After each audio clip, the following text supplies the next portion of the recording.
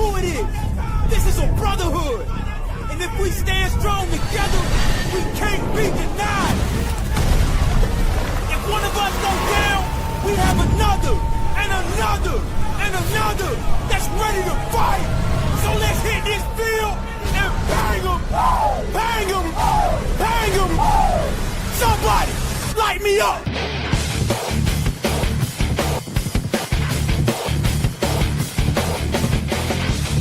It's time to huddle up.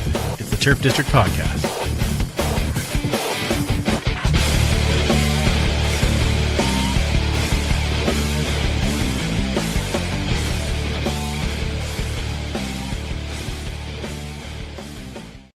Welcome back to the Turf District, where we huddle up to talk all things Edmonton Elks and the CFL. And thank you for joining us, whether you're joining us live on YouTube or Facebook or Twitch, or possibly you've downloaded the podcast, or possibly you are listening to us on Edmonton Sports Talk Radio. And if you have taken any time on any of those things, thank you so much for joining us. We appreciate you taking the time. We have an exciting show because, hey, for the first time ever, we are talking, well, not the first time ever, but the first time since we changed the name, we're talking about a winning record, which is exciting. I can't wait. And we have a wonderful guest to talk about that with us. So first, let's bring in the gang, starting with Superfan Mike. I had to change the tone this week. How did you like it? It's good. I like it. Yeah? Should I sing a different song every time you come on? Oh, yeah. Sing it all the time. Okay. Wonderful. How you doing, Superfan? Good. I said a little dry now. It's a bit wet out there, but it's like game day. Yeah, well, I was gonna say. Hopefully not. Okay, are you just saying it enough so that it goes away? I think that's... Yeah, well, the last two. So okay, yeah, well, but we can have a nice one. Come on. Right. Come on. Yeah, Absolutely. I love it. Hey, tailgate was awesome. That's the important part. That's true. All right. Also joining us, there she is, Commissioner Hello. Kayla. How are you, Commish? Waiting for the said wetness to approach. These clouds are dark, a little ominous. So if you lose me, I'm either sucked up by a twister or my power just went out. Use your imagination. Okay. Well, we'll find you in Oz. That's exciting. Yes. I know how excited you are to find the yellow brick road. That's But I will put in a notice that I don't want the red shoes. I want the green ones. Oh, okay. Fair. As long as they're sparkly and green. It's Emerald City. So that's true. Should work. It should be perfect. Yeah. Also joining us, there she is, the queen of beer. It is Linda. How are you, Linda? Good title. I'm great. See, I think that's a good one. Queen of beer. We need to keep that one going. That's what I feel.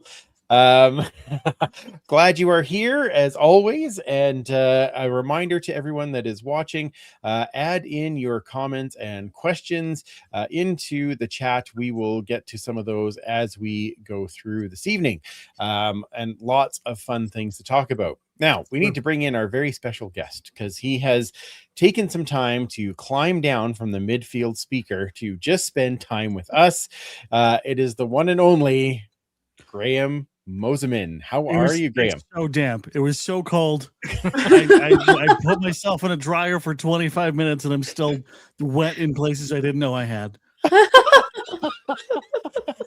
Which it sounds about right. Yeah, that's how it works. Well, thank you, my friend, for joining us. We're so excited to have you here. I'm so excited to be here. Like I was thinking about this the other day. Like I've been listening to your show since I think I listened to episode 2 or 3. When it started. It's been a hot minute. Yeah. I didn't have a beard yet and it was all still brown. So it's cool. I'm really excited to be here. I love all of you folks as humans and friends, and so it's cool to be on your show. I feel very lucky. Well, we are very lucky to have you. I want to ask you a question. Just tell us a bit about your journey to end up being the in-stadium announcer, because that's a pretty wild position to have. Mm-hmm. Yeah, I mean, I literally still pinch myself like every so often because it's a thing that to call it like a dream come true would be underselling it, because like when I've been going to Commonwealth since we had season seats in Section K, like row 64. 15, 16, and 17. Like those were our seats like right on the edge. And so like I've been going to that stadium and watching this team since like before I had like memory. So when I kind of grew up, went to radio school, I did PA for the first time when I was living in Lethbridge for the University of Lethbridge Pronghorns. Wow. I did 2 basketball games in 2014, and then they asked me not to come back, and I got fired because I wasn't good at it. It was real bad. I didn't know what fouls were, and I didn't know how basketball works. I still don't. It took me a while, and now it's so much figured out. So we're good. But when I moved back to Edmonton in 2021, I was working at a radio station here, and I just kind of sent an email to the team, like kind of on a whim, being like, "Hey, I don't know if you need me game day people, but like I work on this radio station that we're big partners with. Like, hello, I'm around." And just like kind of by luck, the person that was their PA spotter had just left to go do something else. And they were like, well, we literally need someone to hold binoculars and tell the PA announcer what the players are. Do you want to do that? And I was like, yeah, sure. Love you. Sounds great. And so I started doing that in 2022. Then the Thompsons came on board and bought the team, and kind of everything went under a big review. And the VP of fan ops at the time asked if I would be interested in auditioning, because I had they'd had me fill in for a couple of things at like a fan day. I think I did some announcing for when I was still a spotter, and a couple like kind of odd events here and there. And then I was doing some voiceover for the ingress and egress announcements in the stadium. And they asked if I'd be interested in auditioning to be the PA announcer, and I said absolutely.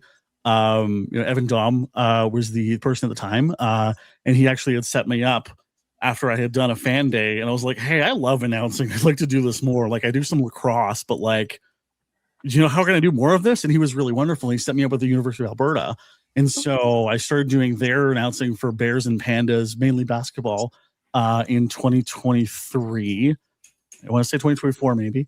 And then, went through, they asked if I wanted to audition. I said yes, went through a whole audition process, and ultimately it came down to me, which I'm tremendously grateful for. And it's been super cool and opened up a lot of really incredible doors in my career. And I've been able to meet and all these cool people and do a lot of really fun stuff. And I have some really cool stuff coming up this summer that I can't quite talk about yet. But it's all very cool, and I'm very excited about. So yeah, it's been a dream come true. So that's a very long, rambly answer in saying that I yell at people for money. Here, and I said yes. Oh, the dream!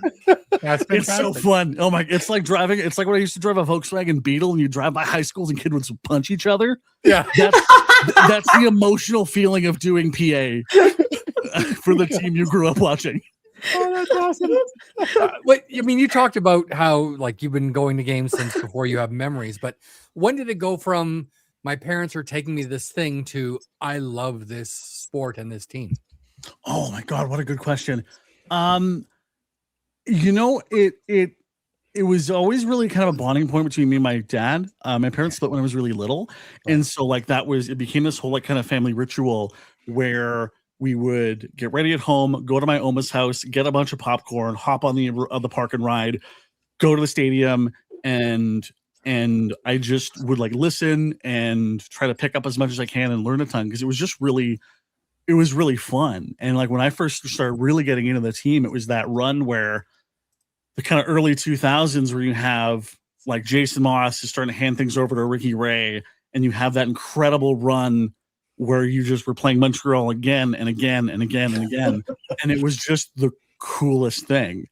And it was also really nice because like my dad worked a lot, single dad, does what he can. We live pretty far out of town. So it was always this like great bonding point between like I could actually hang out with my dad and then go see my Oma. And it all kind of worked together really well. So I can't remember when there was a point where I was like, oh no, now I'm really into this. It was just always kind of was. And Cosmic Rhubarb asked who my favorite player was from past and present. From past, this is gonna be a really weird one, and it's more weird for the fun, like kind of silly story behind it. But one of my players I think about all the time is Jesse Lumsden, who came over from Hamilton and was supposed to be this like incredible game-changing player.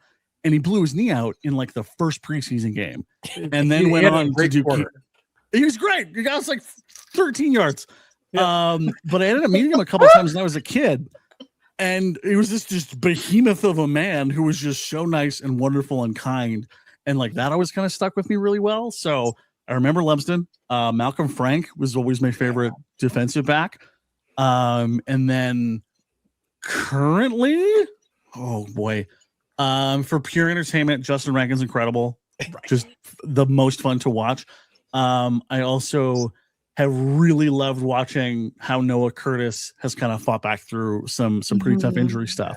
He's also just a lovely human being. So that's kind of the short answers for those. So okay, so when you talk about like your favorite players and stuff, I know for me, like, yeah, you can be an amazing player, but if your personality doesn't match your skill, it's kind of like out. Like if you're I almost said a bad word. If you're a DB, if you're a D-bag, but you're an amazing player, like you can't I can't personally like really root for anybody. So does that kind of work with your favorite players? Like once you meet them and they're just like gems of a human being, you're like, yeah, you're on the trope. Like you are one of the top ones. Pretty close. Yeah. Cause it was, you could, whether it was like at a Grey Cup parade or like a random thing, or they come to your school and give us those little tickets.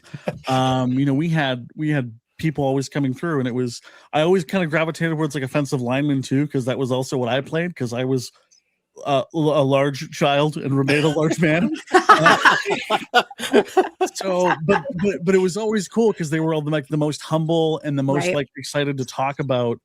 It's a lot of time it's the guys in the trenches that are just the most stoked to talk about like, oh, no one ever sees us as much, but like, let's go. And so yeah, and it's definitely players that, like with enthusiasm, like you can tell really love like connecting with fans and really love talking to people and just like kind of being a part of the community. I've always stuck out as my favorites. Like AJ Gass was someone that did that in spades. Odell when he was here, like a classic run of someone. I even met him when I lived in Winnipeg, working for the Bombers really briefly when he was there. And that was wild. So yeah, like it's the greatest thing about the CFL is you have all these people from different places that we all can kind of go love and love this thing of football together, and then extends to the players so much of the time, which I think is so special. 100%. That is special. And so with not counting the Turf District tailgate, what's your favorite part of game day now? Ooh, I really love our pre-show meetings because you do a rehearsal for the whole game where we will go through every single game element, every single announcement, every event, and then we'll run it on the big screen and run it in the speakers, and the whole crew gets to like sit together and kind of work through the show. And I love those meetings because it helps me like kind of get into my zone and focus. And so do you have advanced knowledge of which cup the Timbit is in? I like my job, so I'm gonna plead the fifth. But maybe. Yeah, I love the moments like the crew gets to kind of like bond together and work on everything and fix things and try different ideas. Like we'll throw some ideas off of one another. If I have an idea for like trying an announcement a different way, or if there's a way that like I can throw a rider better, or like what we can kind of do. It's a really cool spot to like get everyone kind of locked in and then like throw some spaghetti at the wall, which is really, really, really fun. That and player intros are super cool. Yeah. That's fair. Now I've called bantam games, high school games, but what is it like to be calling a professional game live? Like it's got to be stressful but fun. Yeah, I think it's a really good way to put it. So I do it a lot of play-by-play as well.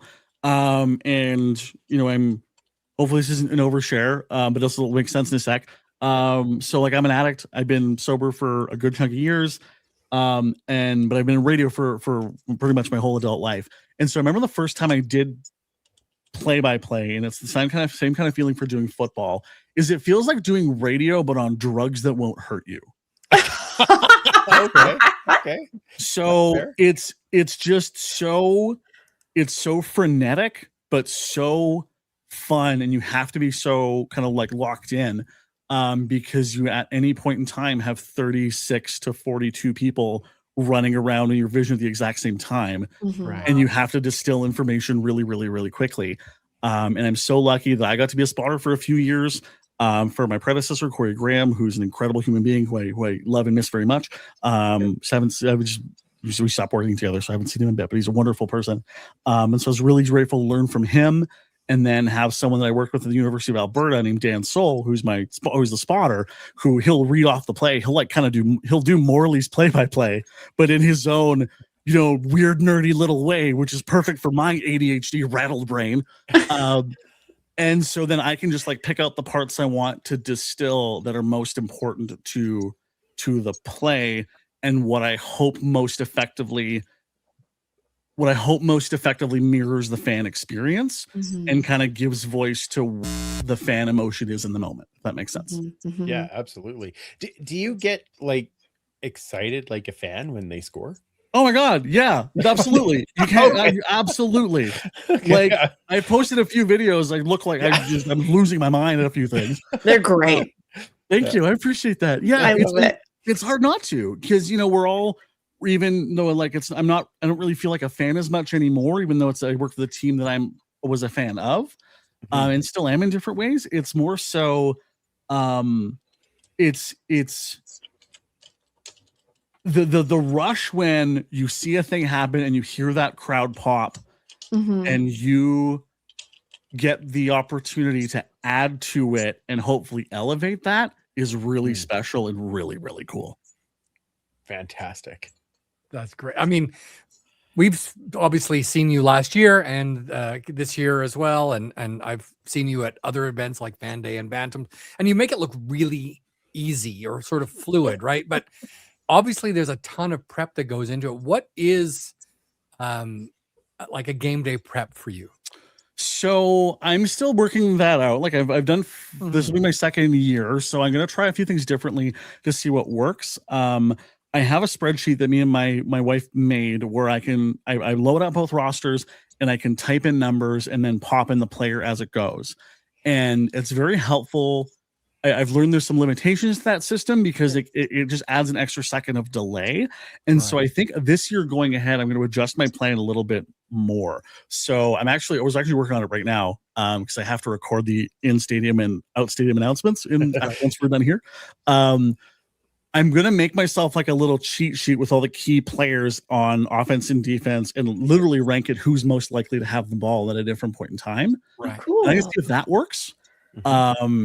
And if it does, awesome. If not, I'll go back to my old system, and just kind of see how it goes. But like the most prep quite literally comes from watching football and paying attention to who's doing what. Right. Oh my gosh, that could be like a really cool over/under game with your like little chart of like what are the chances this person's going to get this ball at this point in time. Like, sounds fun. I mean, okay, sometimes though, like especially in preseason, when the game at Clark, which was so much fun, but there was on total, I think there was 110 players on the field. Right. And so there was some, like I had to at one point flip my sheet over and fold it up to figure out who in goodness his name is a receiver that wears 78. What are we talking about? And so yeah, like there's a lot of that, but you don't want to wait too long, Sure, and lose an exciting moment, right? So yeah, it's I remember when when you interviewed and did the audition, there was a bunch of old games from when CBC had a broadcaster strike.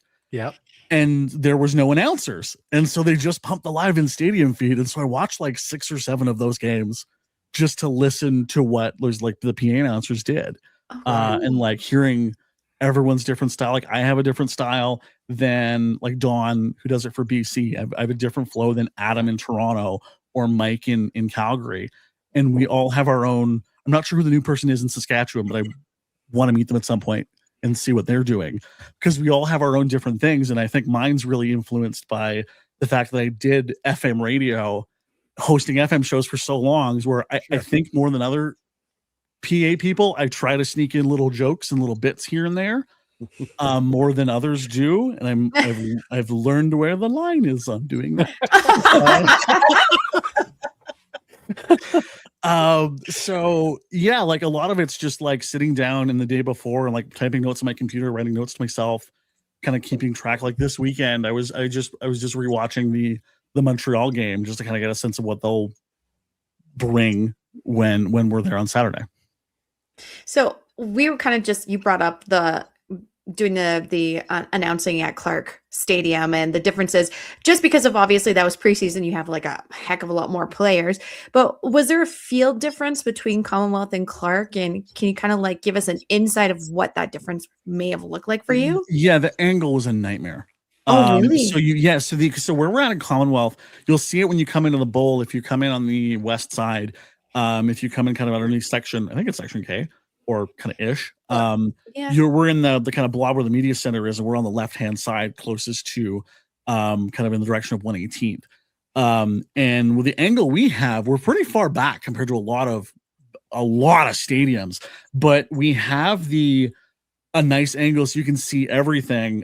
Dan needs binoculars though to see, because there's some parts of the field are wide, but we have an angle where we can get every numbers. We're at Clark, we were so close, so we were so tight in and so short up that when we were trying to see from here to here, let's say like this is the far end zone, tracking a number at an angle that's like really tightly in is really hard to do. So a lot of times you're just like, I'll just announce what I didn't just announce what happened because you literally couldn't see what the players were because your angle was weird. Wow. I'm really jealous of Mike in Calgary, who's their phenomenal PA announcer. I went down to Calgary to do some stuff for Rugby Canada last year. And let me tell you, doing PA from McMahon Stadium when you're the Elks guy is heckin' weird. But their angle is incredible because they're so high up and they're basically over the field. It's like you're playing a video game at McMahon and you can see everything. I'm so jealous of Mike's vantage point because it's incredible. Oh, wow. That's fun. So now there's two good things about McMahon. The other's a Caesar. Yeah. You know what, McMahon? I lived in Calgary for 6 years. I'll go to bat for McMahon for a little bit. McMahon's an incredible experience and awesome for football if you don't have to get to or leave your seat. Right. If you could just be like AirPod dropped from the sky into the seat and then like have Chief O'Brien teleport you out afterwards, like perfect. Everything in between is trash. Especially those dang bleachers. Oh, Yeah. I'll just sit there. Oh, But if you're sitting in these seats, it's incredible. Yeah, good sightlines. So we're opening this season Yay. on Saturday. What are you most looking forward to? I cannot wait to. This is a city and a fan base that feel. I forget who said it, but they said it at the end of last year. This is a city and a fan base that feels really willing to fall in love with this team again. And you started to see when they started to cook last year a little bit at the end. That the Labor Day rematch against the Stampeders was like, oh baby, we're back. Like, let's go. And you could feel it a little bit at Clark, where I think in previous years, if you had that event where it was with situations in the rain as it was, I think you'd have had a really muted, rough experience.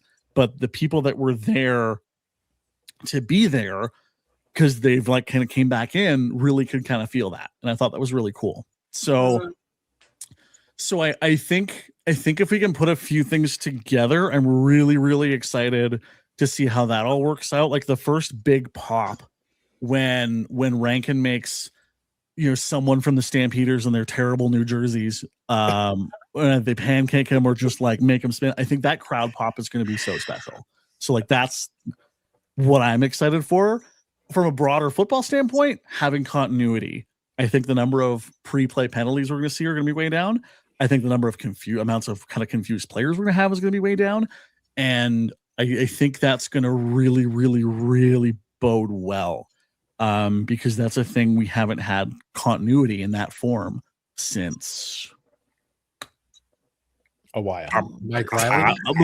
I was literally thinking Mike O'Reilly, and what the team was at that point, how the management structure was, and even that changed so much. Yeah, right. So it's been a hot minute since I can remember a lot of continuity, and everything just feels a lot crisper this year. And it was a good improvement last year over the years before. I think we're going to be in a really cool spot, and I think it's going to be a lot of fun. That's amazing. That's amazing. I want to ask you a few just quick hit questions just to get to know you other than the football side. But what do you like to do when you're not doing football things? Oh, buddy, I smoke so many meats. There's a reason I'm not a small man. I'm so glad you said meats at the end there. I wasn't sure where that was headed, but that's I don't have vices anymore. Like my only vices are cigars and like blackjack when I go to Vegas. So like I am good. But I will, yeah. So I love smoking meat. My wife and I, we were both big Dungeons and Dragons nerds. So you play a lot of D&D. I play a lot. I'm sorry, I was a little bit late. We were playing Mario Kart. It wasn't for a good reason. We were just playing Mario Kart. You know what? That's a good I'll reason. allow it because it was Mario Kart. Thank you. I appreciate that. So obviously you and I have talked about food and our mutual love of smoking meats and things like that. What is your favorite thing to cook? Ooh, it's ironically not a meat. Not a meat. I am deeply in love with making pierogies. My grandmother passed away when I was in grade 6, and pierogies were like her thing. Right. And she would always make them for family meals. We'd make them with her, and it was this wonderful experience. When she passed away, I just wanted to keep doing it, and I was in grade 6. Okay. So I've been doing that and making pierogies for family meals since then, and there's just so much love and care and family heart that comes into doing that it feels really good. Also, it's carbs and cheese and dough and bacon Right. and sour cream. It's perfect. It's so good. These like are a all few of those my words. favorite things. Yeah. I can confirm that brisket. It was so good, and those pierogies. Oh my gosh! So you not only do you love it, you're good at it. I appreciate that. Yeah. I'm getting better at also accepting compliments, which is hard. If you had a choice to go anywhere in the world, no expense limit, you're just given a place, where would you go? I would, boy, I'd probably go back to Japan. I know it's when I was in high school, so I grew up in Stony Plain. Stony Plain is a sister city in Japan where I did a student exchange when I was in high school, and it was the coolest experience of my life. It was unbelievable. Wow. So yeah, I would probably go back to Japan and then just like eat curry and hang out in the jungle, and it's wonderful. That sounds great. Yeah, it rocks. Japanese curry is unbelievable. Oh, I have not had. Must put on to-do list. Yeah, it's on mine now too. Yeah. Well, you mentioned you've lived in some pretty exciting places: Edmonton, Calgary, Winnipeg, Stony Plain, Lethbridge. If you were bringing, or worked in those places anyway, if you were bringing someone to Edmonton, what's the main thing you'd like to show them? I would love to work it around some type of, you know what? I think I'd love to work it around something like Taste of Edmonton, because you get such a cool cross section of one of the things I think I love so much about Edmonton compared to where I've lived in other places and the different kind of personalities. Edmonton is one of the cities, and it's very similar to Winnipeg, where it's just, oh, hi, you're a person. Let's be friends. How are you? And it's really special. And you just get this wonderful cross section of people.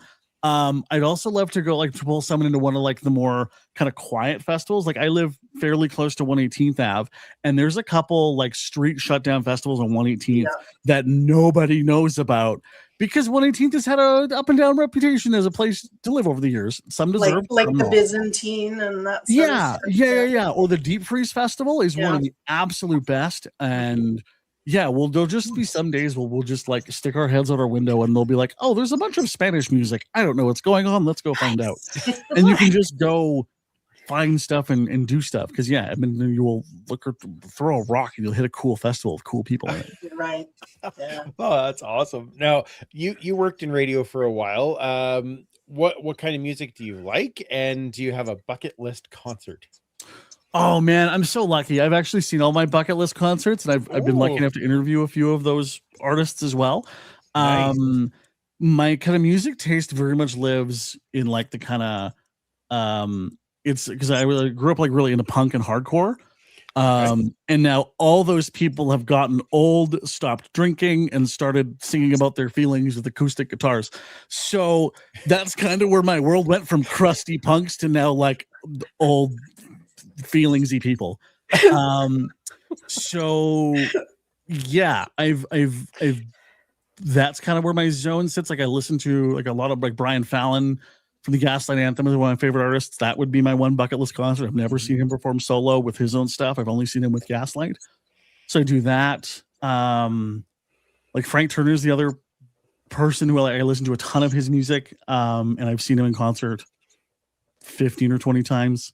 Oh, wow. When I worked in Calgary, I worked at a station called X929, which is very similar to Sonic here, but because it was Calgary, we got way more concerts.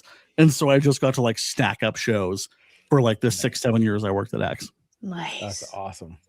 That's great. Obviously we can see behind you and you can see behind us lots of football memorabilia. Do you have a special piece or a favorite piece of memorabilia that means something most to you? Oh, I'd grab it, but I don't think it's in the other room. I bought a hat the day after we won our first game when I was the PA announcer. And so my friend he's the VP of business for the Prince Albert Raiders, his name's Cliff. One of my favorite people in the world. He taught me a really long time ago that if you want to like kind of commemorate things over your life, you buy a hat and you write in the date you bought it and then something about the reason you bought it. Nice. And so I bought one that after like the next day after we won, where I kind of scribbled in like it's a W for the double E, which is like it's not me. It's been said for here for a long time. I just get to be the person that wears that torch, and so that it's probably that. Nice. Because yeah, it's really. And then yeah, the one I got for the very first game I ever did. It's like, yeah, game one, Elks PA announcer. And yeah, so I even really remember it's just a hat that I wrote in. So Yeah, that's awesome. Still very cool. Yeah, I love it. So I adore you as a friend because you're nerdy at so many different things. And I know you've been on panels, hosting panels at Comic-Con. Now, do you have a favorite guest from one of those panels? Oh, from like Calgary Edmonton Expo? Yeah. Ooh. I call it Comic-Con because it just sounds cooler. Yeah, it does. It really does. So oh God, that's so hard. This is like big video game nerd stuff. I did a panel with one of the two main voice actors from Red Dead Redemption 2. Wow. When I went, they did a panel together in Calgary during the pandemic. And that was really cool because they were just kind of like, we started talking and I had mentioned that I had done some voiceover work, and it was really cool because they started talking to me like a peer rather than moderator, which is really cool. And so that was really fun and really just kind of special. The voice actors that played Pinky in the Brain, Maurice LaMarche and Rob Paulson. That's awesome. That one was really cool. And then the most special one was a Star Trek one at Edmonton Expo a couple of years ago during the writer's strike. It was Gates McFadden, Todd Stashwick, and Michelle Hurd. Wow. And we couldn't talk about Star Trek. We had to talk about that space show. But because it was during the writer's strike, it was, and Michelle Hurd is the head of SAG-AFTRA, or like the kind of primary vocal rep for SAG-AFTRA at the time. And so I was like, hey, you people are literally striking for all these reasons for your livelihood. Like, can you just like take this one away? And so she had this wonderful like 5-minute thing about the importance of like labor and working together and like being together as a union and supporting one another as workers, which was really cool. And in Star Trek Picard, she played an addict. And if anyone's dealt with addiction, you can always tell when people in TV or movies have a lot of experience in that world, because you can just tell there's just a little extra of that performance. And like, I don't normally do this because I try to keep it like, hey, thanks to your panel, this has been really good. But like, I had a second, I was like, hey, I just want to say like, thank you. You played an addict incredibly perfectly, and that meant a lot. And she shared something that was very special and then gave me a really big hug. It was really cool. That was really, really cool. That was really fun. Wow. Awesome. Very cool. Yeah, that is fascinating. Well, you mentioned coming in and the Thompson family take over the shakeup and finding your way to where you are now, earning your way to where you are now. But the culture, the same question we would ask any player that we had on or a coach. What does the EE way mean to you? Oh wow. I feel like such a very kind of small part of the team. I'm just a little guy. You're a big deal to us. That's right. That's very kind of you. You know what? I think it means from a game ops and like kind of standpoint, it just means you're all together for the same thing, and it's you always support the people around you in like whatever it happens to be. Like I was having a game last year, like my voice was a little rough, and bless Dan's heart, he like ran to get me like a hot water and like a ginger ale, and something was going on with our DJ, and I forget if it was Tyler or Johnny, but like he was missing a piece of equipment and someone just like, here, I got that, and ran up to go find it for them. Or yeah, just like little ways of like supporting each other and trying to like work together. And it's just, yeah, that's just that sense of working together, helping one another, all to try to make like the best thing for the people who come to the stadium and the best experience possible. So yeah, it's that. If I hope that's not too abstract. No, that's Like, that's It's fantastic. showing. That's fantastic. I love it. All right. Well, we've been 40 minutes and we haven't talked about our win yet. So maybe we should I'm so sorry. I can't help it. I worked in radio. I don't shut up. Play the cool thing. No, it's all good. Here we go. Woohoo! Game recap.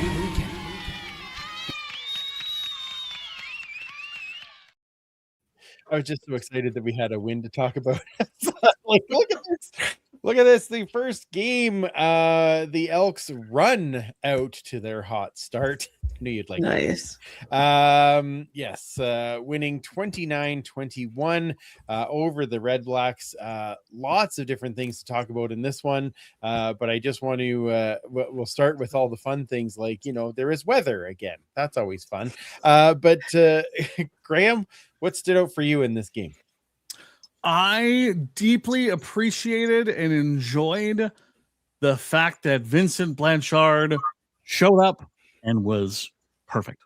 Yes. Didn't have to talk about it. Didn't have to worry. I could see people being a little bit worried in the preseason, in the off season. Obviously, like Jesus Gomez still on the roster, but Vincent showed up, did his job, and that was it. That's the end of the story. That's amazing. That's amazing. Linda, what about you?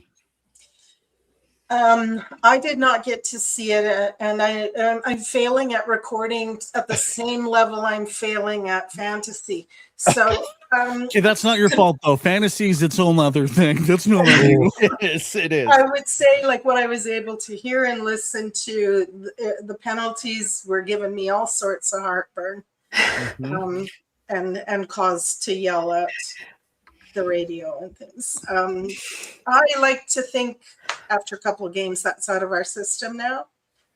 But Yeah. that stood out for me as I really thought it would have been out after the first game. That's fair. We gave up over 100 in the first half. Oh, Cleaned it up in the second half. Only 2 for But- 20 in the second. Yeah. Yeah, but oh my goodness, yes, it was a problem. It could have been better. Handed Ottawa 7 points, as far as I'm concerned, with a few penalties on that one particular drive, but that's okay. It'll get better. Commissioner. Yeah, well, I like those halftime adjustments. I mean, if it's all in the first and then they rally round, but a few things got kind of out of hand in the second half for us. But we'll stick to the positive for right now. Excellent. So I think obviously this is a really big confidence boost. I mean, given the weather and the situation that they were under, I mean, it was pelting down. Like, that's not easy to play in.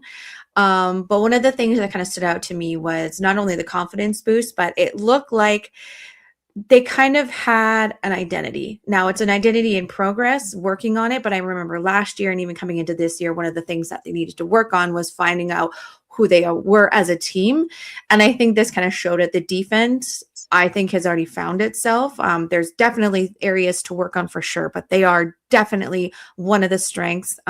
Even when Ottawa was rallying, they refused to let them win. And I mean, we had no giveaways. That's a huge spark, especially in rain. Like, that's huge. That's great. The offense, we looked pretty good. I mean, TJ Luther, hello. That's a great pickup. That's going to be amazing to see him grow. I am concerned just about, the back-to-back 2-and-outs. Don't like that, especially so deep in the game. But the defense again stood their ground and didn't let Ottawa run away with that, which very well could have been. But I think it was just something to build off of.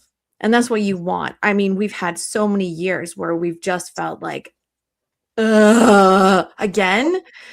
So this is like, it's a nice way to start the season, but it is also, it looks like a team.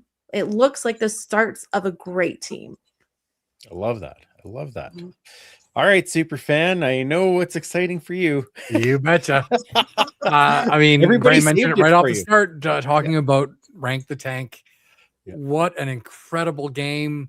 196 combined yards, including a 61-yard rush and a 63-yard reception. He had 94 yards receiving, 92 were yards after the catch. Boom. Wow. That is phenomenal. He was 57% of all of Edmonton's offense. Crazy. That's ridiculous. On the defensive side of things, the defense forced 4 turnovers. Cordell Jackson, coming back from what looked like a concussion in the preseason game, had a fumble recovery and 4 tackles, 2 for a loss. Mm-hmm. And again, Gray mentioned Vincent Blanchard. He had 17 points. That was a career high for him. Amazing. In a crazy rain, including a 44-yard field goal and a 68-yard kick, yards per kick average on kickable. Wow. I thought he had a solid game, and hoping that that means when the lights are on every week on game day, he brings it. Yeah. Oh, I forgot to add something. Sorry. That's okay. Go ahead. Oh, Rank and Gino at the end of the game. Oh, I about lost my Yeah. mind. Granted, true. what? Oh, they hugged it. Rank Oh. saw Gino like walking across, and they were just like walking towards each other and smiling, and then they gave each other a hug, and your girl had it. She was done for. Fair enough. Fair enough. Sorry, Andrew. I forgot to mention that. No, that's No not worries. a problem at all. I just said one negative I had. I mean, there's always negatives, but Sure. I was not crazy about their use of Brandon O'Leary Orange. It seemed like every route he was given was like a 4-yard route when they needed 10. And Fair. always ended up short of that first down, other than one. He had one catch where he got his first down. And I'd like to see, especially he's a talented guy, a great possession receiver. I'd love to see them use him a bit better. Yeah, that's a good call. Mhm. I want to give my props to Nick Anderson. Oh Yeah. my goodness. 7 tackles and he missed almost all of the second quarter. Like, he's all over the field. I loved the pressure from the defense in general. Like, there was so many pressure looks and you didn't know where it was coming from. And I love that. I love that kind of defense. And so I was very excited about that. I hope that JC Sherritt has the boys, maybe Aaron Grimes has the boys doing a ton of push-ups this week, because we should have had 4 interceptions. I don't want to be all negative. There's things to work on. Tyrell Ford. Wow. Where like right off Nobody around him. Hit him Yeah. right in the hands. hit him right in the worst spot, right in the hands. And I the only other thing that I'll say is like the red zone efficiency has to obviously get better. And I know Killam talked about that after the game, that it's great, like you said, Graham, that Vincent was there and getting all of his field goals. That's fantastic. But it would have been nice for a couple of those, to find their way into the end zone. So, it as a first game, like you can see they're still trying to kind of learn who's doing what and who's going to be where, which is great. I'm just excited that it's at the end of the game they're cheering instead of going, here we go again. So I really liked that, and I was really happy with. I agree with you, Linda and Kayla. Just this defense looks like they're ahead of the game, whereas last year they were kind of behind. So I am excited to see that grow, especially this week where they've got a really tough opponent. So, that Nick Anderson injury, correct me if I'm wrong, was that like a fracture that like got outside of his skin because he was bleeding, or did I hear that wrong? I think it was a dislocation, and then they popped it back in, and he was able to go back into the game. Wasn't he bleeding? I think so, but I think he kind of caught his nail. Like I first thought he had ripped his nail off. That's what I thought happened, but yeah. So anyway, they said dislocation. So okay. I go with that. But phew. Yeah. Woo. Yeah, exactly. Good thing he's back. It's exciting. This week's and also kudos to like our old school green and gold, Niles Morgan. He had a game. Yeah, he did. He did have a game for the Red Blacks. Yeah. I don't think Niles Morgan was never someone that was like, oh, we need to get rid of this person because of bad performance or bad personality. No. Like I was when the trade happened, it was like, well, yeah, this tracks. But exactly. It was really, he looked like he fits in well with that team. And I do hope he does well. I really do. Yeah. 100%. 100%. We did have a couple signings today that we can talk about. So just a quick little roster moves here. We signed 2 offensive linemen, national in John Boss. Is that how you say his name? John Boss? Bossy. Who knows? Bossy? I'm not sure. I always thought it was Boss. Okay. So we signed the Boss Man. That's exciting. Already has a nickname built right in for you there, Graham. Yeah. That's exciting. And offensive lineman Joe, don't call me Jerry Cooper. That's right. We have him now on the team. They're both on the practice roster to start. The only part that makes me nervous about the fact that we signed 2 offensive linemen is that it probably means that Coulter Woodmansey is out for a bit. And that is sad because I really liked what Coulter brought to that line. So on the other hand, we had the best 6th man on the offensive line in Mark Cordy, so I think we'll be perfectly fine. Hats off to Cliffy pointing out it is pronounced Boss. They had him on his show, and he's a prince of a guy, and that would track because I'm pretty sure he's a Calgary Dino. If memory, I think so. serves. Yeah, I believe so. Nice. Yeah. And the Dinos tend not to have people that suck. I remember that show actually. There they had him on, and he did sound. It just sounds like a good dude. So excellent. That's great. All right, Mike. Yeah, sir. We have reached that time. Have we? Already. I know, it's so exciting. Here we go. It's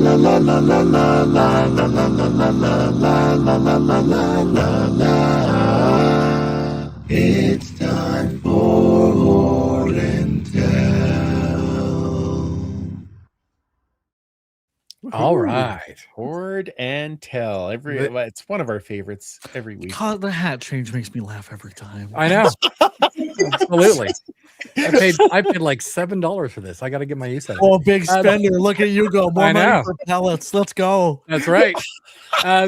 So this week, I just got a bunch of stuff in, and I thought it would be a little bit of a mixed bag of stuff. So I thought I'd just kind of go through some of these. Some cool things that came in back in when you watched football games in the 70s, 80s, 90s. They would talk about a player and they would put a headshot on the screen. And that's because every team put these little pages together of headshots, everything. So they called these 8 up or 10 up. This is a 10 up page. Look at Trent Brown in the corner there. Oh my goodness. Look at that. Hey, look at that hair. Wow. There's Craig Ellis, Blake Ezor, who is a sore spot to many of us, and we'll come up a little later. Benny Goods, the Grinch there. Of course, Sean Fleming. Sure. Oh, that mustache. Yeah, Look isn't at that a great one for Lloyd? Isn't that lovely? And the guy that Blake Ezor replaced at the bottom there, right beside Willie Pless and Jed Roberts, Yeah. Mr. Mike Pringle as a Pringle. rookie. Oi. So that was Man. kind of cool to get in. I do have a lot from, I think, 77 to 2000. I think I'm only missing 2 seasons now. So that helped complete that. Also coming in around that size, lovely 1962 photo of Donald Getty. Wow. Holy cow. That's the Don Getty photo though. Like that's It the really classic is. Yeah. one. Yeah. Yeah, absolutely. These ones are really tough to get. So these were team issued. You'd get them at the team store, the ticket office, and you could pick those up. This one I've already shown Graham. I thought this was kind of fun. A lovely ticket from here. So this is now, I guess, Graham's boss. So Yeah. Oh, is that right? Yeah, yes, indeed. Karen Kandeski, I think her official is the senior manager of game day and events. I think Okay. she is my boss, and she rocks, and that's so funny. that is 18 years ago. Things have changed, I'm sure. This I picked up a little while ago. I thought it was kind of neat. The royal visit to Canada of autumn of 1951. It's got a little shots of Princess Elizabeth and Prince Philip. The best part though is this one right here where she was at Clark Stadium for the West semifinal. That's Dick Huffman here on the end, and Frank Filchock are at the time assistant coach and starting quarterback, along with Prince Philip and Princess Elizabeth. So Amazing. Wow. very, That's very cool. cool shot. Just a couple of things left here. This was fantastic. I just picked this up from my friend Dave. A lovely hat. One day I hope I can get to wear that. That'd be kind of cool. Not that this hat isn't great, but that hat's amazing. and last up, a rather large picture. And if you look real close, you can see right there, there's Graham's house. Let me tell you, furniture hasn't changed. That couch, do not sit on it. Yeah. So this is after they tore down Clark Stadium. You can see the field right there. Mhm. Oh, wow. So probably in the 2000s, maybe even sort of the 2000 to 2010, somewhere in there. So That's wild. very cool items, and there's a whole bunch of other things around here. Oh yeah, one more last thing. Okay. Also from my friend Dave there. Oh, that's so nice. Ooh, that one's nice. Milk glass. I love this kind Is of that stuff. the frosted glass that doesn't really hold heat, but just transfers it to your hand? 100%. Yep. Yeah. Perfect for drinking water out of, because I'm not putting coffee in that. So What? Not putting what? Okay, well, that's fair. That's fair. Amazing as always, super fan. We appreciate it. We're trying a different thing here where we're gonna have a little fun. We're talking about the game this week. It's the home opener, which is also not a theme, but it's the home opener this week. Montreal comes to town, as does their podcasters, it seems. I Sure believe does. there is a Cliffy and Tim that will be joining us, so please come by the tailgate. And of course, they're going to be here as their team takes on the Elks. It's Saturday at 2 p.m., which means an early tailgate opening at 11. Mike, what is on the tailgate menu? Oh, because it is a brunch one again. We're going to be doing some breakfast sandwiches. Working on the fillings right now. I'm hoping I can get something kind of cool that fits the theme. But otherwise, come on down, get some eggs on some English muffins with some fillings. Sit around, talk some football, and get ready for a great game. Beautiful. I love it. I love it. And of course, if we're talking tailgate and we're talking about eating, we might as well talk about drinking, right, Linda? Why not? Why not? First down, this beer. All right. Every time. So Hang on, let me pop my Coca-Cola Zero here. excellent. Also, I don't know why I said the full name like a serial killer. I've never done that before. Every time I see you now, I'm going to ask if you have a Coca-Cola Zero. Oh, don't say the full name. That's weird. It's like saying Lego with an S. It's just unsettling. Yeah, that's fair. It's fair. All right. So I would love to blow your doors off with some beautiful Quebec high test beer in honor of Montreal's visit, but I have committed to starting this season slower, and in exchange, the Elks have to start their season faster. They're doing their part, so I'm doing mine now. So I'm going to introduce you to a beer that you've probably seen in the liquor stores your whole life, but may not have ever purchased. And now that there's so many more beer options on the shelves, it's probably going further down the list. So I want to elevate it for you tonight. So we are going to talk about Dortmunder Export Lager. Dortmunder. So, Dortmunder. Yes. So originally brewed in the town of Dortmund, 1868, as a thirst quencher for coal miners and steel workers. And the classic style is Dab. I know you've all seen this on the shelves, but you might not have had it. So I did get the pour going. Oh, nice glass. The new glass here. So it's a medium body, golden pale lager, creamy white head. It's going to have low noble hop aroma, in this case slightly floral, and a grainy sweet Pilsner malt aroma, like toasted malt or maybe a bit of honey. No. Neither the hops or the malt is going to dominate it. It should strike a really nice balance between the crisp, bitter hop profile and the smooth, subtle, sweet character of a Bavarian Helles, the malt. So the impression is meant to stay with us through the entire sip.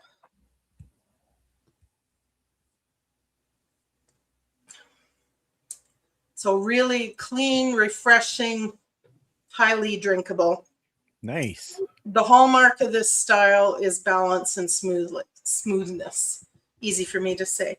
So I'm saying when you're in the liquor store, don't look past this one.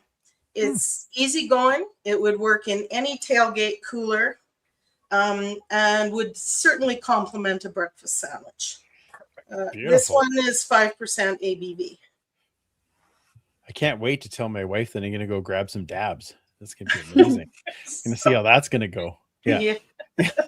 So while I was in Calgary on Friday, I visited the Establishment Brewing Company, which I've been known to do literally every time I'm in Calgary. And I was very impressed to see that they had just brewed a Dortmunder lager.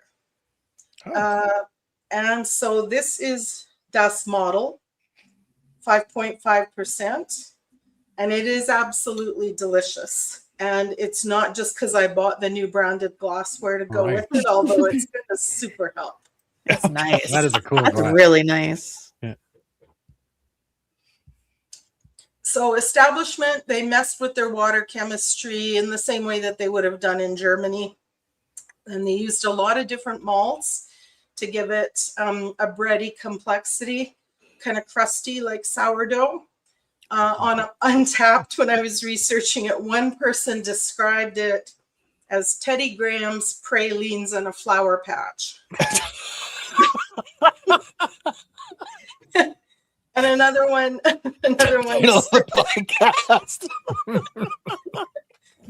said it's like lightly toasted bread crust that's drizzled with creamed floral honey.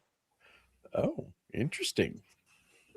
And it's as good today as it was on Friday, and the glassware definitely helps.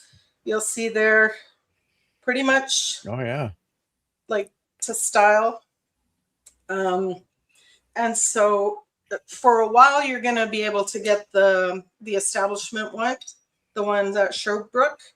And for the rest of your life, you'll be able to get the other one anywhere, but also at Sherbrooke.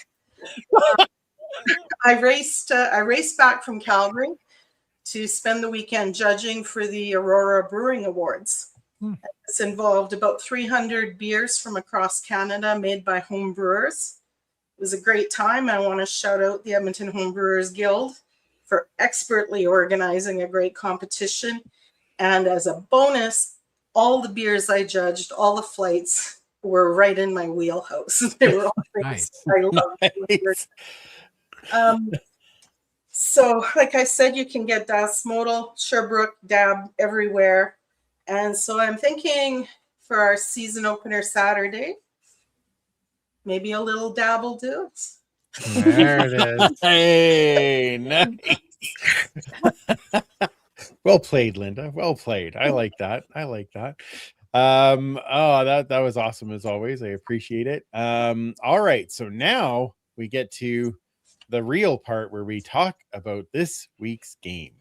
Ladies and gentlemen, it is time for the game preview. All right. So while we do the game preview and we do our pick'ems tonight, once again, I am introducing a poll for us to try and see what we like. So our poll this week is: how many times does Graham say high school football in this week's Ooh. game? So how many times will Graham say high school football? Now, a reminder, he says that anytime there is a field goal or anytime there is a convert. So the options are 2 or less, then 3 or 4, 5 or 6, 7 or more. And so if you get to pick 1, 2, 3, or 4, which selection that you want there, and it will, if you just type it into the chat, it will add it into our poll, and we'll be able to, we'll run that as we get closer to the end of the evening. So Last game was 7. right? Exactly. So that's what I'm saying. It's going to be fun. All right. So we'll bring that up as we go, and everybody can answer, and we'll talk about that at the end. The most important thing about this game coming Saturday is that they are honoring Dwayne Mandrusiak for his 50 years with the club at halftime. So probably means no West of us at this particular game, because we're all going to be sitting and cheering on Dwayne. So make sure that you stay in your seat for that. Now, Montreal is coming in 2-0. They had a couple of close wins, but gutsy wins and finding a way to win at the end. They're not infallible, but Alexander just finds ways to win regular season games. So now the Elks have, as we said, the first time since 2019, they have a winning record coming into their home opener, and they're coming off a bye week. So looking to put on a show for the home crowd. What do the Elks need to do to keep this hot start going? Let's start with you, Graham.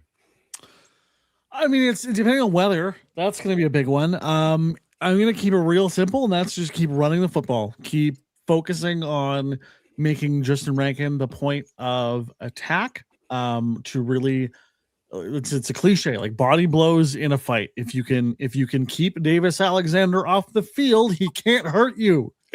Even in your nightmares, he can't hurt you if he's not on the field. So that's the big one, and then I'm penalties.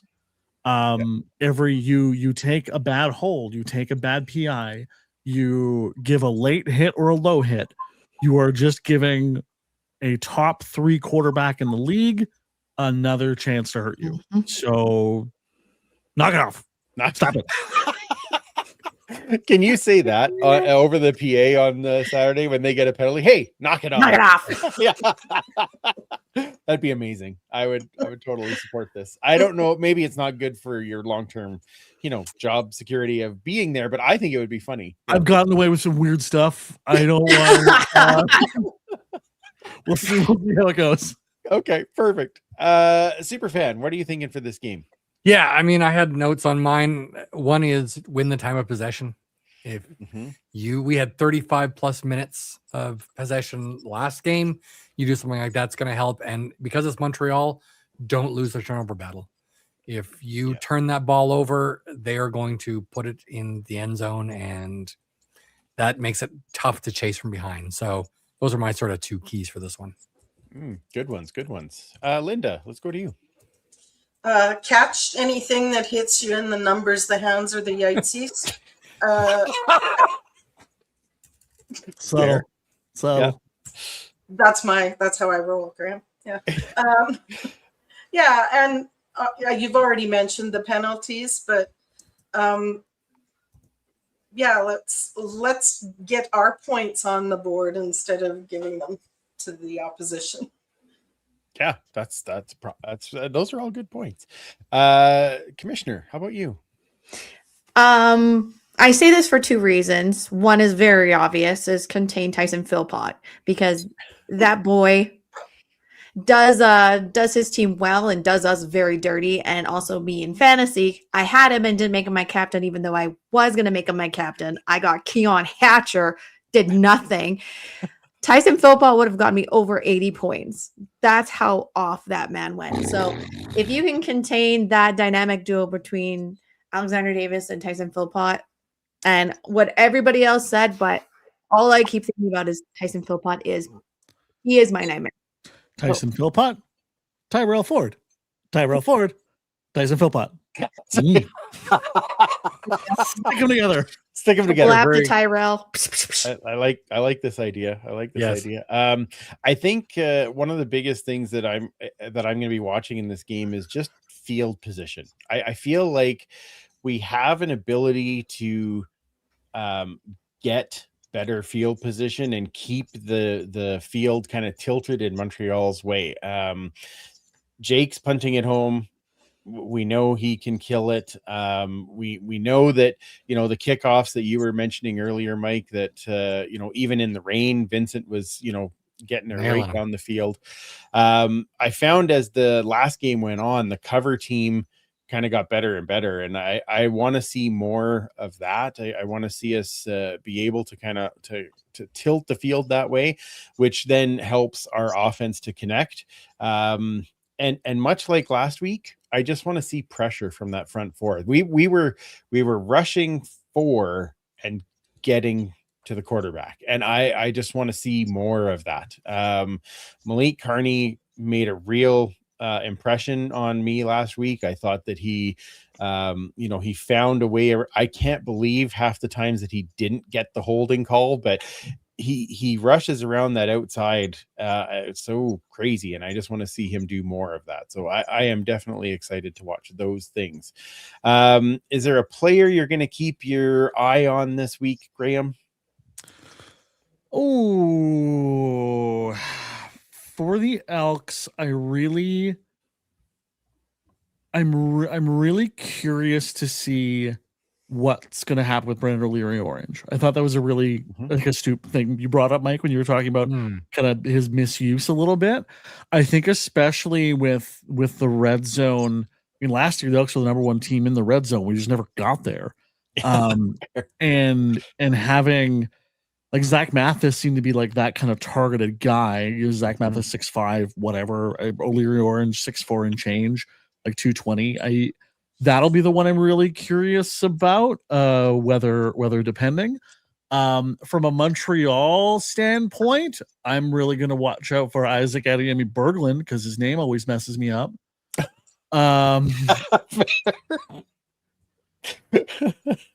So yeah, that okay, that's totally fair. Commissioner, let's go to you this time. Kind of a twofold. Julian Grant. I think I want to see what he had. Another one of those nights where it was just like you got to make those catches kind of thing. So I want to see a bounce back because I'll always go to bat for that guy. And I want to see if any other players get some more time. One being TJ Luther. Fair enough. Linda. Well, kind of Noah Curtis, just because I just want to send a bubble of love around him and keep him safe and have him do everything he did last game and then some. So I think I'm paying attention to the people who are coming back from stuff. Awesome. And sending all the love. And by the way, my comment about catch what comes your way is not about just a missed opportunity. It's about we're probably in rain again, and that thing's going to be greasy, and we need a strategy. So yeah, that's totally fair. Mike. So I've got a few with Etabamaga Clements apparently going down. We're going to need a global player, and we have 2 on the practice roster. And obviously, since Vincent Blanchard's done so well, I don't see Jesus Gomez coming in. So I'm going to be watching Richard Jabuner on the defensive line. I thought he had a great preseason. So I'm looking forward to seeing what he can do. And also because of injury on that offensive line, with Coulter Woodmansey going out, I'm hearing from practice that Cordy was not on the starting lineup. He was the 6th lineup again. So probably Cameron Carter is going to be coming in on the offensive line at guard. So it'll be, I mean, the run game is so critical and protecting Cody. I think it's going to be interesting to see how he fits in there. And then the third thing I'm going to be watching is at halftime, watching Dwayne Mandrusiak get his flowers. Long overdue. I can't think of anyone who's probably more special to this club, who has the least amount of recognizableness from the average fan. So for a chance for all the people that are going to be at Commonwealth to see a man as uncomfortable as he's going to be because he hates it, get the accolades and get the being feted just the way he deserves is going to be very, very special. And I'll be glued to my seat. Yeah, absolutely. I agree. I already talked about Malik Carney, so I'll just keep going with. I want to see more Malik Carney. Can't get enough of how that burst comes off the side. That's exciting. The other one that I was gonna go with. I know, Kayla, you mentioned TJ Luther. I actually want to see more of this Austin Mack. Like, he got the touchdown. I like, and that was a beautiful catch. I want to see more of that connection. Let's see more Cody to Mac. I'm totally in with that. So Fleetfoot Mac. You'll be watching Fleetfoot Mac. That's right. I can't get enough of that. Okay. All right. A reminder, if you haven't voted yet, please vote in our poll. All you have to do is type in 1, 2, 3, or 4, whichever selection that you want. Right now, 5 or 6 is leading the way with 50%, but throw your vote in there. It makes it so much more fun as we go along. You missed an opportunity to be like 6, 7. Yeah, that's why I didn't do it. See, that's why I was smart that way. Also, it is time for Pick'ems. Everybody excited? Yep. Of course. You get a point, and you get a point, and you get a point. It's Pick'em. It's Pick'em. Okay, so Pick'ems this week. Lots of fun. Make sure that you put your Elks prop bet into the chat. Montreal Hamilton. What's that? Montreal This is Hamilton. not the right week. Oh, that didn't change. All right. Well, let me just take that down then, and I'll use the ones that I have. Okay, over here. Let's start with that was last week. Sorry about that. So put your prop bet into the chat, and we will go through there. Graham, you're our guest, so you get to pick our prop bet this week. So that's going to be fun. I can tell you're excited already. Yeah. So much pressure. Ah. Okay, first game. BC at Hamilton. This is happening in the Hammer. So BC's second game on the road after a difficult loss in the Rectangle. Linda, who do you got? BC. BC. That was very definitive. I like that. Oh, first week we have 4 games too. That's exciting. Graham, who do you got? I might hate myself for this. I'm going Hamilton. Okay. Anybody who picks Hamilton hates themselves, and it's okay. It's fine. We get over it. Hamilton I will hates you give my too, right, spotter Linda? Dan Yeah. some love here, as he is a we have absorbed him into the Elks world, but he is still a Ticats fan. Okay. All right. Fair enough. Saber fan? It was a tough one. I think that BC is probably smarting after the loss last week. Stupid BC. My only blemish on my pick'em last week. So I think they're going to be fighting mad to get there, but they are crossing 3 time zones. And I've always had a rule that when they go 3 time zones, I always go to the home team. So I'm going Hamilton. All right. And I also hate myself. Fair enough. Commissioner? I feel like BC's due, so I'm just going to go BC. All right. Because Kayla's winning everything, I'm also picking BC. I'm just going to carry Oh, on damn with- it. You just used it. It's true. Probably. I didn't even talk about the records. I am in the basement with 1 and 5. Then Linda and Mike are both at 3 and 3, and Kayla is at 5 and 1. So she's This is continuing why her I don't. dominance. Yeah. Okay. Next game, according to my side sheet and not obviously the banner, is Toronto playing Ottawa in the capital. So Ottawa gets 2 home games to start off the season. Graham, who do you got in this one?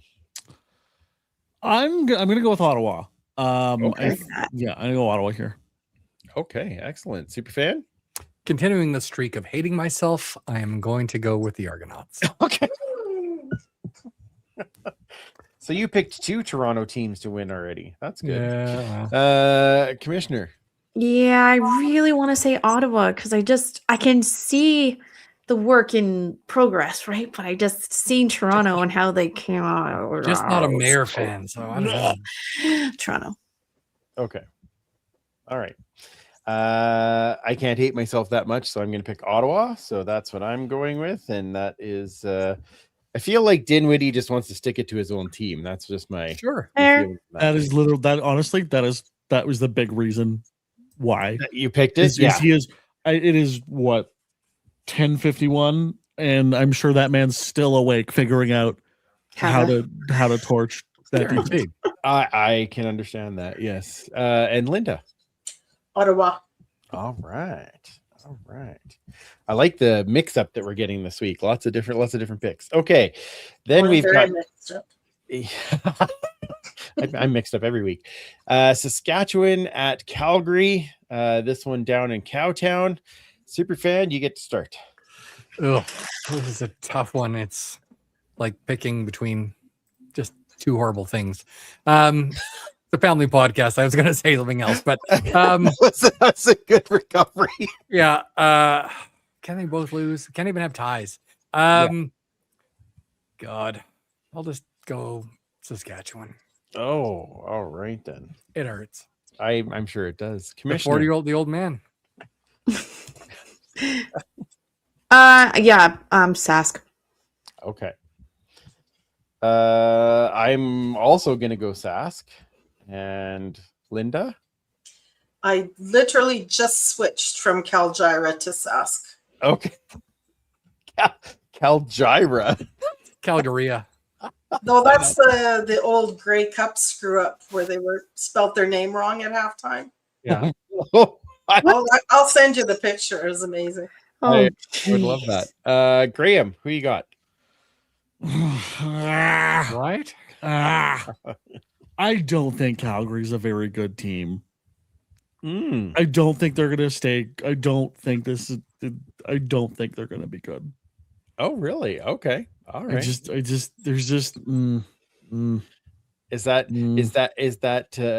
green and gold fandom speaking, or is that? I think a little bit. Honestly, A little bit. I don't. They lost a couple people that I think are much more key than they would like to admit. Sure. But they've brought a few people back, so I mean, I'll say Calgary just to be different. Oh wow! But Okay. And they have 2 grumpy Dickinsons. Yeah. I like how you put a space in there. EE prop bet this week, Superfan. What do we have to choose from that is in the chats? We I can have only imagine. you. Okay. There are so many. All right, let's go. All the way back. Okay, let's start with our good friend Leanne in the Vegreville. Mm-hmm. Ranking total yards. All right. Ranking total yards. Love it. Our friend Joe. Yes. Total Elks sacks. Ooh. Wow. Joe right. went a little crazy in the chat. He's said Did a he? few. Yeah. Okay. Well, that's good. I like getting other options. That's good. He also suggested prop bet. Total Elks return yards. Is that like a newspaper thing? Prop bet. Come get your prop bet. Something like that. Yeah. Elks total run plays. So not necessarily yards, but how many plays they have. Interesting. Let's see. What's in here? Hey, look, it's Joe. Prop bet. Montreal sucks. I mean, sacks. Did he get a Jesus Joe from Cliff from that? I think that's really the way He it should should have have. gone. Yeah, he should have. Yeah. Yeah. And stop me if you heard this one. This one's from Joe. Odds I get asked on the Alouettes flight deck to discuss the Stadnik Invitational by right back. I'd say pretty low. Probably pretty low. Yeah. All right. Let's go for something that is not Joe. Okay. Believe it or not. Again, also another call for Elks sacks. Okay. All right. We had 2 of those. Yeah. Yeah.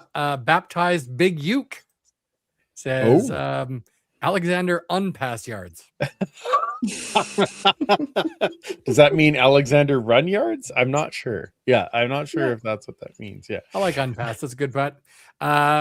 Ken Ludwig says prop bet Elks forced turnovers. Oh, interesting. Interesting. Again, That- good friends. Great ideas. David Winchester Yes. has got total Elks penalty yards Oh no. Oh no. or I hate that that's the bet. Probably my favorite so far. total Elks offensive yards. Oh, total Elks offensive yards. Oh my. Yeah. Okay. Or Montreal sacks. Or is it Montreal sucks? I can't remember. I can't remember which one it is. Yeah. Yeah. I mean, it's just one letter. It's fine. Yeah. Either. And I And think the answer tonight is yes. That's the prop bet. Yes, Exactly. there we go. Yeah. Okay. Just Sorry, 2 more. Tim and Cliff. This is Okay. from Leanne again. Number of minutes for the standing ovation for Dwayne Mandrusiak. Oh my. That's And a, how long's halftime, and then add 5 minutes. And last from our visiting friend Tim Capper. oh yes. I think buoyed by how many yards passing we had in the last game. Hmm. Combined passing yards, Elks. Whoa. Combined passing yards. Didn't we have 900 passing yards in the one of the games last week? Yeah, we did. Yeah, it wasn't that in the Toronto and That was yeah, that was this one. That was this last. Was the Montreal. Montreal. yeah, yeah. They were just It was like watching college football. Yeah. But not even like SEC college football. It was like MAC college football Nice. with Slurp Barb State against someone else. They're my favorite. We love Slurp Barb State, guys. Yeah. I think that's a new item that has to go in the store. Slurp Barb State. We support Slurp Barb State. I want a degree from there. Yeah. Yeah, so do I. Yeah, exactly. I'll be honest, folks. I forgot this. Remember, this is going on EST. I normally have a different word I put at the end of that one. That's good. There we go. Combined passing yards. Then I added that. I didn't see how someone already else had put that one Yeah. up. So yeah. All right, that's okay. Well, you get to pick, Graham. So there's lots of options. Which Ooh. one do you think we should go for? You know what? I'm not just because I suggested it also, but I really do think it'll be really fun. Is combined Fajardo Alexander. I think that will be endlessly fascinating as you have former, I guess, the mentor to mentee quarterback battle. Could be a rain mess. So running backs are going to be extra prevalent. So where's it all going to shake out in the wash? I think that'll be really, really interesting. Combined yards between the two. Okay. Oh man, that's going to be a really fun line. Let's go with. I'm going to go with because as much as they had all of those passing yards last week, as you said, Graham, in the rain, that may be that's probably a different game. Yeah. And you know, they were playing Toronto defense, not ours. So I feel like it will be less, but I'm gonna set the line at 625.5 between the two of them. So How many? 625.5. Oof. Oh, that's a good line. Thank you. Yeah, I had to think about that one a little bit, but that's a fun one. Yeah. Excellent pick, Graham. Okay, Commissioner, you get to start on this one. So over or under 625 yards combined for Fajardo, Alexander, and whoever else may get in the game. Yeah, I'm willing that sun to come out and that rain be gone. Be gone at so I think I'm gonna go over. Okay. All right. I'm gonna go with under. I think that Rankin Thank plays a you. big No, I'm role this game. I think it goes Rankin plays big this game. Linda. So it's not just Fajardo and Alexander, it's any quarterback. The Correct. passer, That yeah. and any combined throwing yards between the two. Yeah. Even if it's Or a any run, receiver. Yeah. Yeah, it could be. Yeah, it could be. Okay, over. For sure. Over. Okay. Graham. I'm going to go the under, Okay. and I'm gonna throw like a little like an extra bet on this one, like we're playing Oh, a like side bet. Buster Blackjack. Throwing a little side bet on is that Rankin will have more receiving yards than running yards because I think they're going to clog up the middle, drop that up, and you're going to have him bouncing off to the outside a lot. Oh, lovely. I I like like it. that. I like that. Okay. Super As long as he fan. gets 200, I don't care. 1,000, 1,000. That's what we're saying. That's what we're saying. Yeah. By mid-season. Yeah. Okay. Nothing big. Like it's nothing. We're No not getting pressure. crazy. No. I agree with Kamish. I think we're going to will the sun to come out. And when the sun is out, the ball's going to be in the air. So I'm going to take the over. I was thinking about 650. So Okay, close. well, pretty close. Okay, well, this will be a fun one. That's a good prop bet. With my record as it's been, I feel like this will be a really big passing game. So that's because I picked under, so they'll probably not go that way. Excellent. Thank you for all of the options this evening, and thank you for picking, Graham. That was amazing. Looking at our poll, so how many times will Graham say high school football in this week's game? And the winner is 5 or 6. So we will see 5 or 6 times that Mr. Blanchard puts that through, whether that's convert or field goal. Wait, you didn't say anything about putting it through. You just said he'd say those words. I mean, he could really say whatever. I can just drop it in. I'll just drop in a random call, just a little bit here and there, just to mess with the odds. You know, everyone go out and watch some high school football. Anyway, back to the game. Okay, that's not the spirit of the poll. But I know, I'm just saying. Fine. Thank you, superfan. Well, this has been tons of fun. Graham, thank you so much for joining us and bringing all of the laughs and stories. We love you dearly, and we're glad that we get to hear you every week whenever we're, every week when we're playing, and that we get to chat with you and have and meet you at the tailgate. And I was lucky enough to be part of your special day, and so congratulations again on your wedding and to your wonderful wife. And it's awesome to have you here. I appreciate you all very much. I feel so lucky every day, and for a whole multitude of reasons. Thank you for having me. This was so much fun. Absolutely. Where does everybody find you if they want to connect with you online? At Graham Mosimann on all of the things. Just all of the things. It's one very simple, easy to find name. Also, I'm trying to do this a little bit more this year. It was very busy and hectic, so I couldn't do last year. If you have a minor football team, because I do this professionally, I try not to overextend myself. I do want to volunteer for a few minor football games this year, just because I'd like to just get back to the town a little bit. So if you have a minor team that would like a game here and there called, please shoot me a message. I'll see if I can fit it in. I can't do a ton, but I want to try to do a couple every season, just to add a little bit extra to minor football. Awesome. Speaking of someone whose son's minor football team had Graham come and call the game, they still talk about it now. So it was a big deal to them. They loved it. And maybe the other team didn't like it as much, but the Spruce Grove Cougars thought it was fantastic. Look, just because the commissioner of the league said I needed to be more impartial, it's fine. I was like, I don't know. Spruce Grove asked me, so I don't know. I'm just a guy. Just a little guy. When I called the Chargers games, I didn't hide it.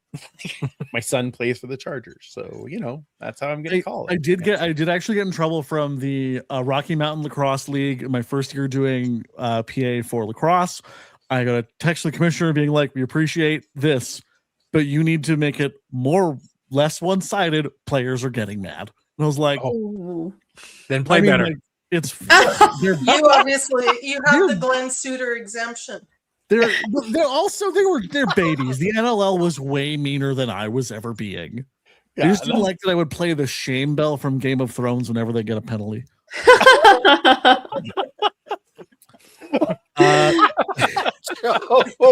Joe asked Graham, will you come and do play-by-play for my Madden games on PS5? I've never actually done football play-by-play before. I have done many sports. I've never done play-by-play for football. I will try. There you go. But I play a lot of college football, whatever era of the game is. So sure, Joe, I'll find you there. Gotta have that on Twitch. Gotta live stream it. I should. God, I love football. Let's go. That's right. It's amazing. Linda, where does everybody find you? On Insta at TrueBrew42. Beautiful. Commissioner, On Twitter at Duchess Lombardi. you forgot to, didn't you call it Twit Hole? Isn't that what it's Yeah, called now? I did. Yeah. It was way It's funnier. still there. Still Yeah, there. okay. Still there. All right. Superfan? You can find me on most socials at 56 Parkies and the Edmonton Football History account at EDMHISTOREE. Wonderful. And you can follow me at Freepalicious or the show at the Turf District on all of the different socials. Join the huddle. Get in there and let's have some chats, especially when well, let me rephrase. When the game's on, I don't really pay that close attention to those because I'm paying attention to the game. But if it's an away game, message me and we will chat more. So I do want to thank Kevin actually, because he reached out to me beforehand. He's like, sorry to be a bother, but do you guys have a show tonight? I'm like, you're never a bother, and yes we do, and thank you for watching. So thank you, Kevin. Appreciate that. It's always nice to have new people joining in to the fun and games, so appreciate that a lot.